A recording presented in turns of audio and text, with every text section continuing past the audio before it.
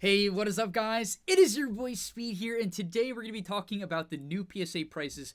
And I recently just got my grades back from my Super Express submission for all of my Shining Fates cards. I took a massive risk, and I kind of want to discuss, be very genuine, and discuss whether or not I think it was worth it. Was spending $200 per card, now $300 per card, but was spending $200 per card on new modern cards worth it, or was it completely psycho and something I should never and you should never do ever again? Let's break it down in this video. Hopefully I'll keep this video pretty short. I have a couple main things I want to talk about. And yeah, let's waste no time and get into it. So, new PSA prices. Honestly, you guys have probably already seen a lot of people saying stuff about it. My honest opinion is that it's expected. Frankly, PSA, it was pretty easy to make money off creating cards.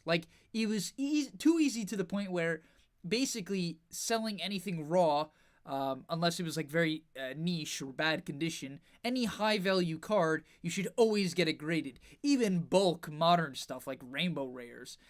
If you were willing to have the patience and submit it to CGC, frankly, that still might be the case. Yeah, it's potentially worth it, That's the thing, it's potentially worth it and was easy to make money from. So I'm not really surprised that PSA is doing this. It makes complete sense to me. Yeah, you're going to have to be a lot more careful. You're going to have to be a lot more choosy when it comes to the cards you submit, because Express is double now. Super Express is $100 more. Regular is double. I think Economy, wasn't Economy 25 before? Right? Yeah, regular was 50, Economy was 25. So it's very hard. Basically they're saying, okay, you got to be a lot more picky and more choosy. And so for me, what this is going to do is I'm going to be a lot more hesitant to submit any card that isn't the main chase card of modern sets. Frankly, after my recent results of the Super Express, I was probably going to do that anyway. Yeah, I'm going to be very careful about submitting anything Super Express or even Express that isn't the top chase cards. And yeah, I think here's one more piece of food for thought. PSA might have been afraid that with all of the submissions they're getting for modern cards, that it might create way too much supply, that it's going to become like the junk slab era, as some people have been calling it. And I think that could have been the case. I mean, sure, there's a big difference between the junk wax era of sports cards and the current era of Pokemon. There are massive, massive differences. Just the IP, right, is way different. They honestly shouldn't be compared, but it's just like a good reference point, I suppose. I think maybe they wanted to limit the supply a little bit, which is reasonable because it will create more demand for the cards. And I don't know, though. I don't know, because at the end of the day, they're a business. So they must have been saying, either we can't handle all the cards you're putting through, that's number one, or they think people will submit anyway. I'm just not going to submit as many cards. I know that for a fact. This is not something where I'm like, oh, okay, I might. I don't think I'm going to. I think I'm going to be going primarily CGC. And yeah, let's look at my Super Express, which is probably why most of you guys are here. By the way, before we get into it, I'm posting videos here every day or every other day when it comes to Pokemon content, just kind of going through my journey of buying, selling, grading, opening cards, doing events. So if you like Pokemon content in general, I might even play the Diamond and Pearl games, who knows. Yeah, stay tuned here for, various Pokemon investing tips, tricks, and so on. So yeah, let's get into it. Oh god, alright. So obviously I've already looked at it. I wanted to make it a surprise for the video, but then I clicked on it accidentally. I clicked on the thing because I was trying to find out how to get to it. I figured out how to get to it because it didn't have the grades ready option for some reason.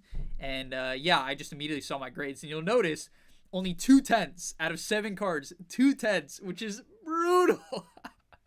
It is brutal. I'm not gonna lie, I'm very disappointed. It might not seem like it, but I am. You have to notice too, a near mint 8. My Charizards, neither of them got a 10, and that's obviously where the money is. The rest of it was frankly an experiment. I felt like I would make my money back, maybe make 50 to $100 at best, but my money is in these 2 Charizards, and I got an 8 and a 9. The 8, I'm probably gonna lose money on. And that's the thing, guys, this whole modern grading thing, I hope this shows you guys that you need to be careful. Now, that 8, you're probably saying, Speed, did you know it was an 8? I thought it was a 9. It was very off-centered. I had a very off-centered card, and I was just hoping it would get the 9. I thought it would get the 9. I didn't think it was that bad. And it is what it is. It definitely was an off-centered card. I'm very willing to admit that. I knew it wouldn't get a 10. The other one I thought had a chance. Apparently not. But yeah. My main thought process going forward, what this teaches me, and because it's always about learning lessons, I hope you guys can appreciate the fact that I'm showing you, because I think a lot of creators or people in general would be very hesitant to show something where they're probably going to lose money. After all, it was a risk. It was a risk, but we'll have to see. I'll let you guys know. I'm going to list them as soon as possible. I'm probably going to list them when I actually get the card back. I noticed that they tend to sell for more when you actually have the card in hand. That seems like the case because people will get their card faster. They know if you have it in hand, you'll ship it faster is what I'm saying, so they'll pay a bit more. So I'm going to wait till I get my cards in hand. And if you guys want any of them, like if you're interested in any of these cards, let me know, hit me up. I'll give you a good price, right? I'll make sure, considering I lose like quite a bit of percent on eBay, if you want to work out a deal for any of the cards you're interested in anything, hit me up. I'm super down to work out deals with you guys, especially if you say, hey, I'm from YouTube, just let me know and we'll work something out. But okay, these two, these are the most I'm curious about. The PSA 10, so it's a Ditto VMAX, the blue one, and then a Kyogre Amazing Rare. So I submitted one of each of the Amazing Rares. They got 9s. A Skyla, which I was hoping would get the 10. I thought it would. It got a 9, which is bummer because I really wanted to see what the Skyla 10 would get. I really want to see because I have a feeling Pokemon might continue to put these trainer cards in the sets, these high-value waifu trainer cards, and I thought it would be a good opportunity to grade them and make a couple extra bucks. I thought it'd be cool. But yeah, I mean, it got the 9, so we'll have to see what that sells for. It will still be a good telltale sign. Let's say I get $300 for it. That will show that the 10 might be like, what, 600, something like that, right? Maybe 700, which would be worth it, right? It's a $70, $80 card. $200 to grade. Well, God, these new prices, $300 to grade.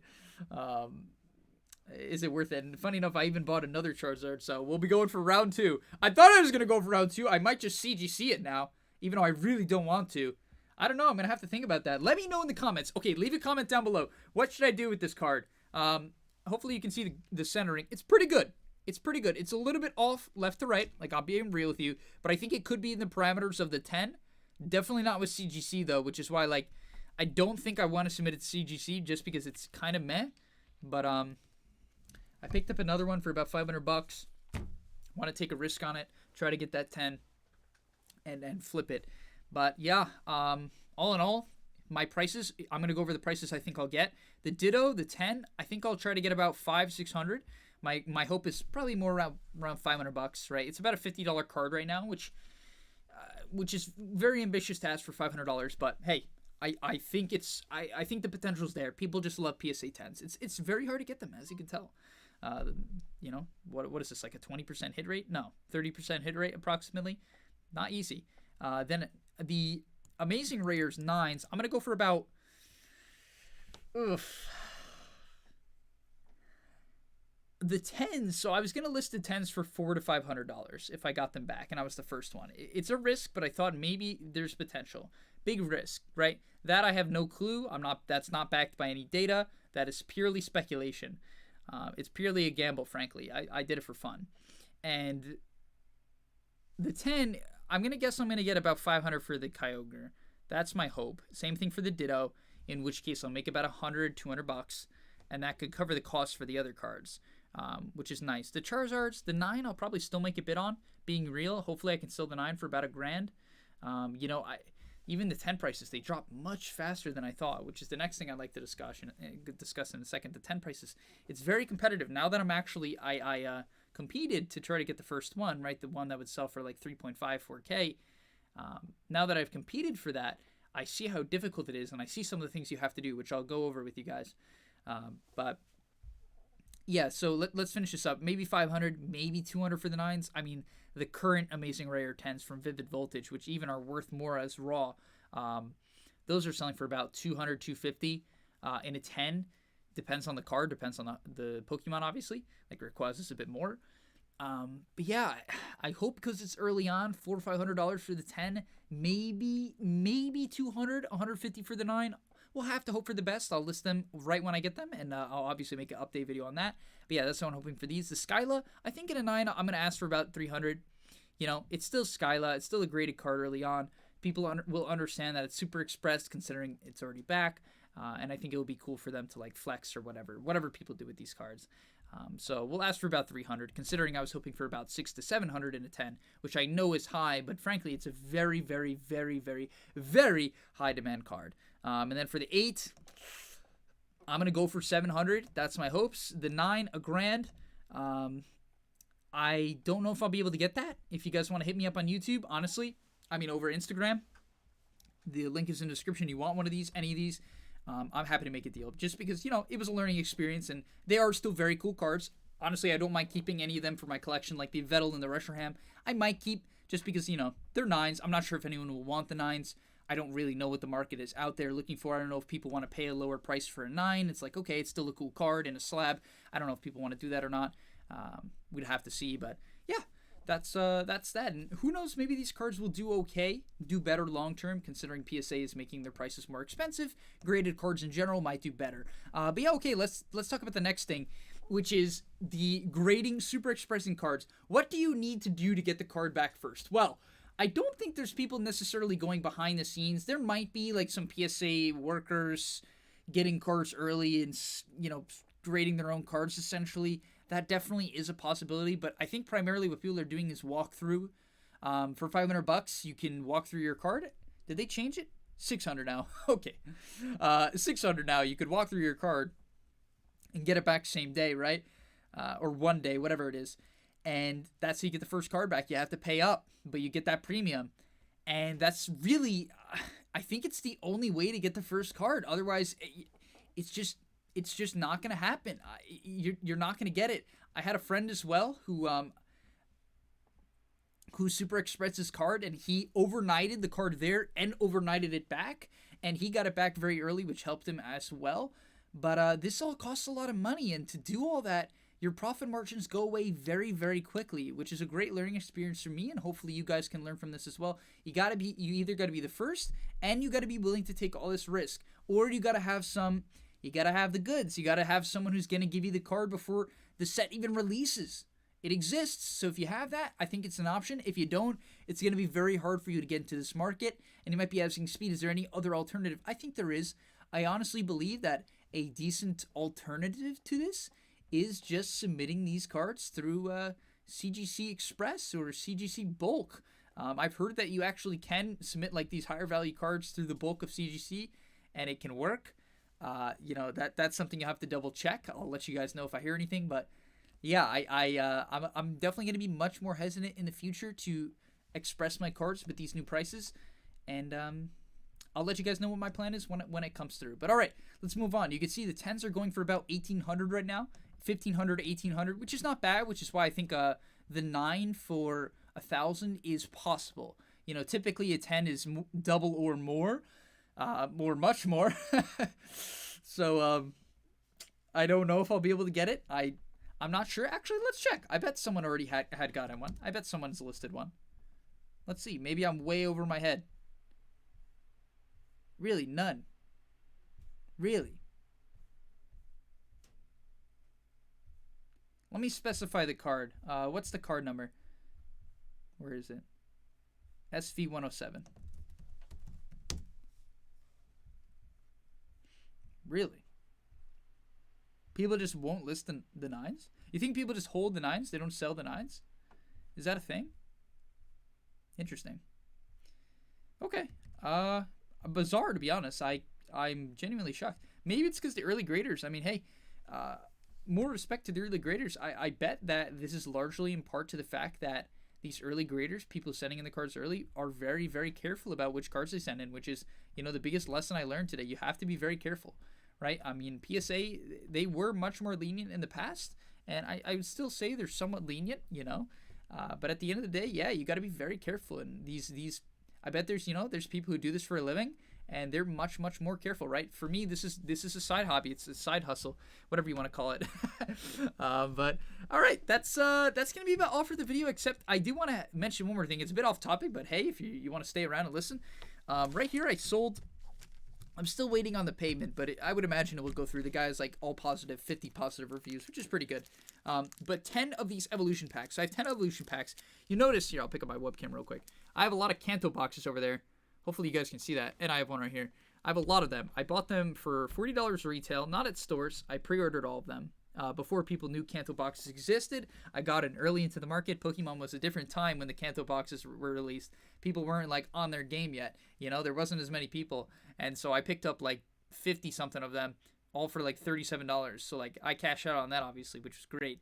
And what's really weird to me is that I sold this for 168 bucks, 10 of the packs, which I took out of a Kanto box because I noticed, you know, Kanto boxes, look here, 162.50. These are best offers, so you can't account for that. 145, 130, 140. I genuinely think people believe that there are 8 packs in a Kanto box. Like, people just don't know because it kind of looks like it. If you look at the picture, the way the Kanto boxes kind of look, I don't know, this is just me speculating, but it's sometimes hard to see that there's 5. Like, you can tell, you can count them. It's not like some crazy thing, but it's just weird. It's just weird. And I don't plan on selling all my evolutions. I do plan on largely holding a lot of it long term, which seems a bit risky, but I think the safest way to invest in Modern by far, and my biggest plan for the future, is just sealed product. I'm very very pro sealed product. I'm very anti raw, even graded Modern. I'm very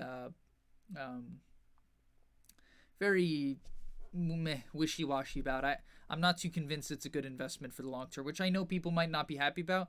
Hey, I have plenty of Modern myself, so I have like over 300 Modern cards getting graded. I have actually much more than that if you keep my count my CGC stuff. So I'm not anti-Modern flipping.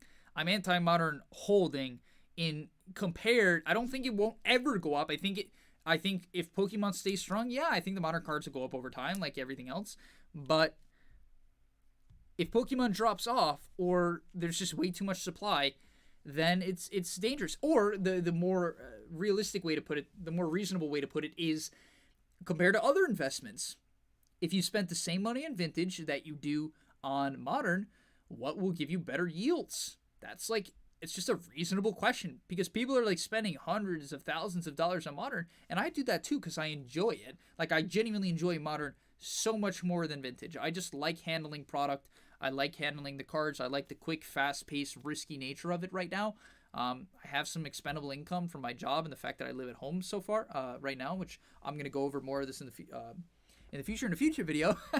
But all right, that's going to be about all. I hope you guys enjoyed. If you did, smash the like button, subscribe for more videos like this. If you have any questions or you have any comments about what you think I said, or any tips for me that you think could help me, I'm all ears. I'm always very open to any criticism. But yeah, can't wait to show you these cards in person. Can't wait to get them listed and see how it goes. See how much money I probably lose. I'm just being real, guys. You know, I keep it real here. I'm not some like hype beast. You know, I keep it real. But all right, I'll see you guys in the next one, and peace.